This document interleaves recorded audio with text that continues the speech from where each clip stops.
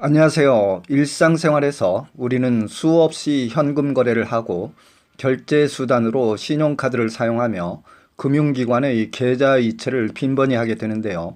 평상시에는 아무 일이 없다가 추후에 어떤 사유로 인해서 국세청의 세무조사를 받거나 수사기관 또는 금융감독기관의 조사를 받게 되는 경우가 종종 발생이 되는데요. 이때는 무심코 했던 금융거래로 인해서 폭탄 세금을 추징당한다거나 각종 벌과금을 물게 되고 불법 자금거래를 하게 되는 경우는 금융실명거래 및 비밀보장에 관한 법률 또는 자금세탁방지법 위반으로 인해서 범죄 혐의가 형성이 되어 형사처벌까지도 받을 수 있기 때문에 여러분들께서는 매우 조심하셔야 되겠습니다. 따라서 이번 강의는 여러분들께 매우 중요하고 앞으로 금융거래를 어떻게 해야 되는지 방향 제시가 될 수 있기 때문에 금융거래와 관련된 법 규정 등을 자세히 살펴보고 또 국세청의 금융추적조사가 어떻게 진행이 되는지 살펴보도록 하겠습니다. 끝까지 강의를 잘 시청해 보시고 여러분들께서 앞으로 유용한 정보 자료와 도움이 되시기를 바랍니다. 간혹 여러분들 중에는 해당 거래은행으로부터 수사기관 또는 국세청에서 본인 계좌의 금융거래 정보 제공 사실 통보서를 받아보신 분이 계실 텐데요. 그 통보를 일단 받게 되었다면 정부 기관으로부터 자금 거래가 의심이 되어 확인 조사 과정 중에 있다는 것을 직감적으로 알아차리시게 될 텐데요. 따라서 우선 여러분들이 거래은행과 ATM 현금 인출기에서 금융계좌 거래를 하는 경우에 그 거래 내역이 어떻게 당해 은행을 거쳐서 금융정보분석원으로 통보가 되고 또 국세청에서 각종 세무조사 또는 체납자의 은닉재산을 추적할 때 금융거래 내용을 확인하는지 그 과정을 먼저 좀 살펴보도록 하겠습니다. 여러분들께서 지금 화면에서 금융정보분석원의 자금세탁방지제도와 관련해서 의심거래보고, 고액 현금거래보고 상황 등을 보고 계시는데요. 여러분들이 해당 거래은행에서 금전 입출금 시에 얼마까지 어떻게 정보가 제공되는지 살펴보도록 하겠습니다. 여러분들이 2019년 7월 1일 이후부터는 하루에 1천만 원 이상의 현금 거래를 하는 경우에 금융회사들이 금융정보분석원에 금융정보자료를 보고하도록 되어 있습니다. 금융정보분석원에서는 통보받은 금융정보자료를 국세청에 통보를 하게 되고 국세청은 또 본 자료를 금융정보자료를 통해서 세무행정 또는 과세자료의 근거로 활용할 수도 있겠습니다. 저희 산울TV는 정부의 부동산 세금 정책이 바뀔 때 신속하고 정확하며 알기 쉽게 유용한 정보를 제공해 드리는 채널입니다. 여러분들께서 관심과 애정으로 구독, 좋아요 클릭해 주시면 대단히 감사하겠습니다. 또한 여러분들께서 세법에 대해서 궁금하신 사항이 계시면 유튜브 상의 댓글이나 제 카톡 아이디로 문의를 주시게 되면 제가 최대한 성의껏 친절히 답변을 해드리도록 하겠습니다. 다음은 고액 현금거래 정보의 제공사실 통보 절차를 좀 살펴보겠습니다. 특정금융거래정보법 제4조 2항에 보면 1천만 원 이상의 현금 등을 금융거래의 상대방에게 지급하거나 영수하는 경우에는 그 사실을 30일 이내에 금융정보분석원장에게 보고해야 한다. 이렇게 규정이 되어 있고요. 금융기관으로부터 통보받은 자료를 국세청에 보고하는 금융정보분석원은 정보 제공 사실을 고객에게 통보를 해야 한다. 이렇게 되어 있습니다. 따라서 여러분들께 금융정보분석원은 국세청에 정보자료를 제공했을 때는 반드시 통보를 해야 되겠습니다. 그리고 참고사항으로 여러분들께서 좀 알아주실 사항은 국세청에 통보가 되었다는 안내문을 받는다 하더라도 불법적인 거래가 아닌 이상 일반적인 정상적인 거래라면 반드시 국세청에서 세무조사를 받는 것은 아닙니다. 따라서 너무 여러분들께서 지레 미리 겁을 먹고 걱정하실 필요는 없겠습니다. 통보 사실을 받았다면 왜 본인의 거래가 통보되었는지 꼼꼼하게 좀 생각을 해보시고 또 의심받을 만한 꺼림칙한 부분이 있었다면 추후 조사가 진행될 수도 있기 때문에 사전에 미리 대응할 만한 근거 자료들을 꼼꼼하게 체크를 해두시면 좋겠고요.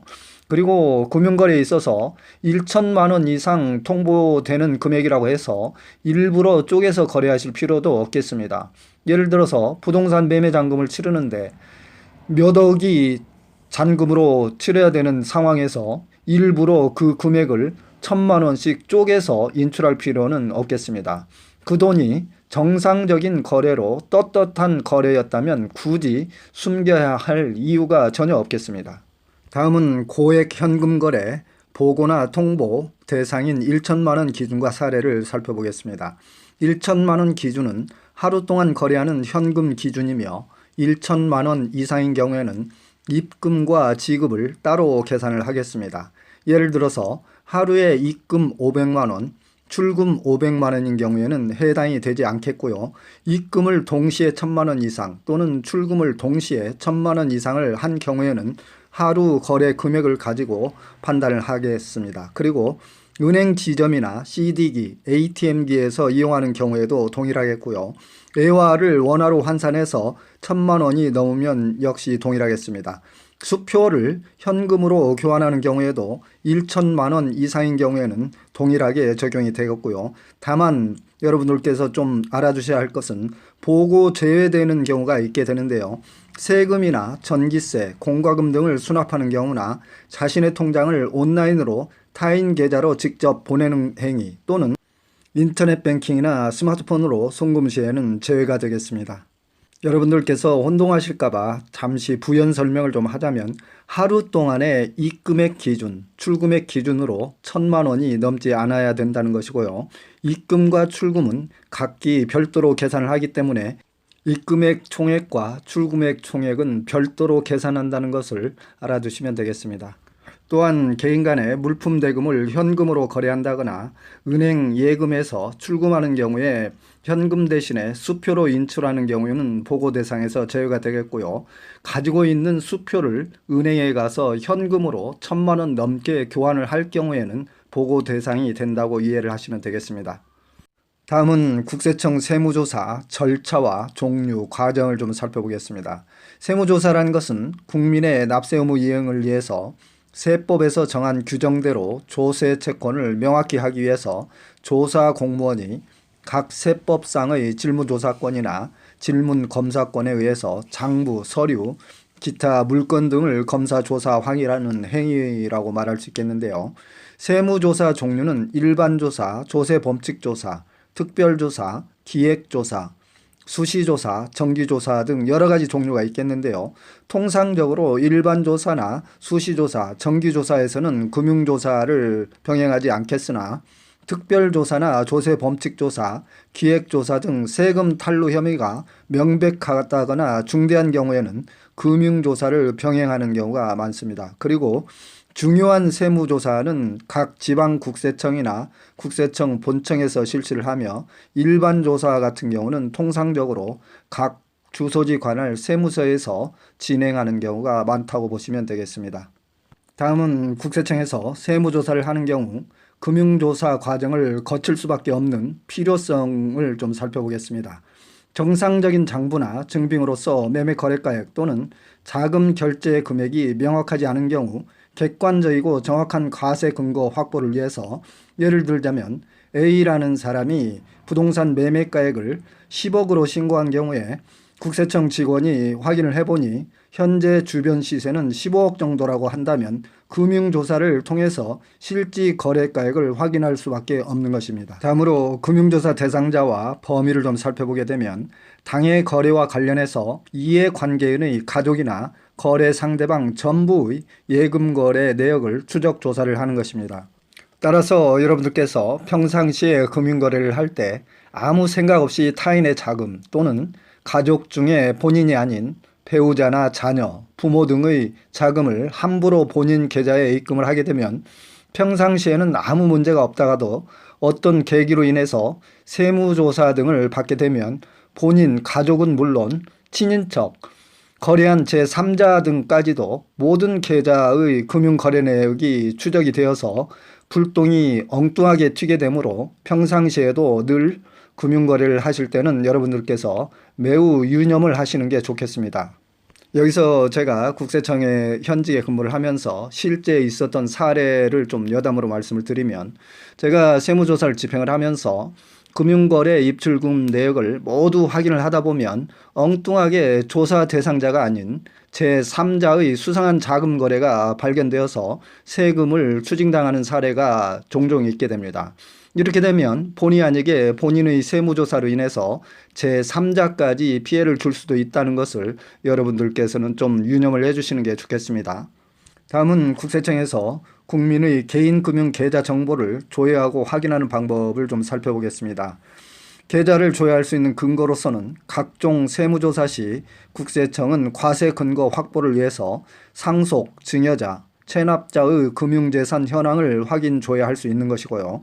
국세청은 금융기관 본점이나 지점의 계좌를 조회를 한다거나 개인 사업자의 사업용 계좌, 주택 구입 시 제출된 자금 조달 계획서상의 예금 증빙 서류, 이자 소득 지급 명세서상의 계좌 내역, 또는 여러분들께서 종합소득세 신고 시 국세 환급금 수령 계좌를 등록을 한다거나 애완 거래 시 통보되는 계좌 또는 국세청에 확보된 신용카드 거래 내역 등 종합적으로 국세청에서 이미 확보되고 있는 여러분들의 금융거래 내역을 통해서 세무조사 시 또는 국세 체납 처분 시에 국세 행정에 활용한다고 보시면 되겠습니다.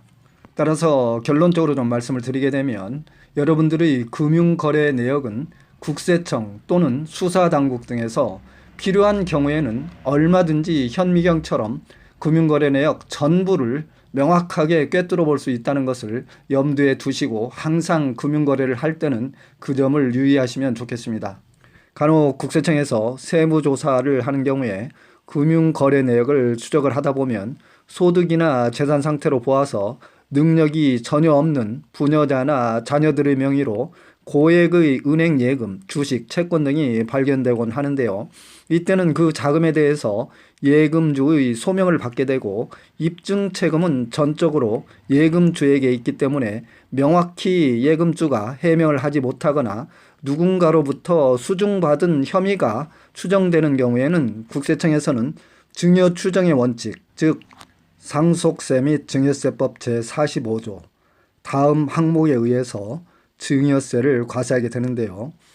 증여 추정의 원칙을 잠깐 좀 살펴보게 되면 재산 취득 작업의 직업, 연형, 소득 및 재산 상태 등으로 볼 때 재산을 자력으로 취득하였다고 인정하기 어려운 경우로서 대통령령으로 정하는 경우에는 그 재산을 취득한 때에 그 재산의 취득 자금을 그 재산 취득자가 증여받은 것으로 추정을 해서 이를 그 재산 취득자의 증여재산가액으로 한다, 이렇게 규정이 되어 있습니다. 따라서 여러분들께서 능력이 안 되고 본인 소득이 입증이 되지 않는데 갑자기 본인의 은행 계좌에 많은 금액을 입금을 해놓는다면 나중에 국세청 조사에서 적발이 되는 경우에는 증여 추정의 원칙에 의해서 많은 증여세를 부과받을 수도 있기 때문에 항상 은행 거래 시에는 이 점을 특히 유의하셔야 되겠습니다.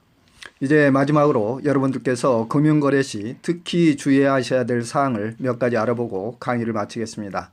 첫째는 본인과 무관한 금전거래에 대해서는 가족, 친인척, 제3자 등 체면이나 인정 때문에 금융계좌에 입출금을 하지 않도록 하시고요. 근거나 증빙이 명확한 금액이 아니라면 가급적 평상시에는 1천만 원 이상의 금융거래는 주의를 하시는 게 좋겠습니다. 고액 현금 거래에 대해서는 금융정보 분석원을 통해서 국세청에 통보가 되기 때문에 여러분들께서 고액 현금 거래를 하는 경우 국세청에 폭탄 세금을 맞을 수 있는 빌미를 제공하는 꼴이 되는 것이기 때문입니다. 그리고 소득이 없는 배우자나 자녀 명의로 고액 예치를 하지 않도록 하셔야 되겠고요. 참고사항으로는 대가가 없는 현금은 주는 때 또는 예금 등은 입금하는 시점에 증여시가 되기 때문에 추후 취소가 불가능하다는 것입니다. 이상으로 개인의 금융거래 방법과 국세청의 금융거래 세금 추적조사 과정, 금융거래의 주의사항 등을 두루 살펴보았는데요. 여러분들께서 추가로 기타 양도세, 증여세, 종부세, 1세대 1주택 비과세 규정 등 세금에 관해서 궁금한 사항이 계신 분들은 제 산울TV를 검색을 하셔서 각 세목별로 자세히 강의가 되어 있기 때문에 참고를 해주시고요. 그래도 궁금하신 사항은 국세청 상담실에 상담을 해보시거나 도저히 이해가 안 가는 부분은 유튜브 상에 댓글을 남겨주시거나 제 카톡으로 문의를 주시게 되면 제가 가능한 최대한 친절히 답변을 해드리도록 하겠습니다. 여러분들 코로나 사태로 어려운 시기에 건강 유의하시고 모두가 행복하시기 바랍니다. 지금까지 산울이었습니다. 시청해 주셔서 대단히 감사합니다.